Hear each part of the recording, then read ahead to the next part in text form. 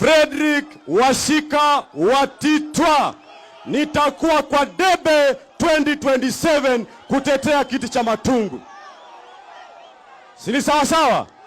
So mimi nikiwa hapa nataka kutoa mchango wangu wa shilingi 1,100. Mtu mmoja ambaye amekuja kwa kanisa siku moja, hata kwa tutakubali haribu kanisa.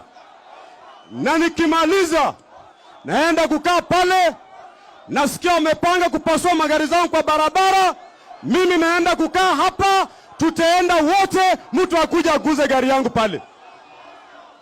Iko sawa? Iko sawa? Imeshika? Haijashika? Tufanye siasa ya amani. Hii kiti si ya mama ya mtu. Hii kiti ni ya wananchi wa Matungu. Si ni sawa sawa?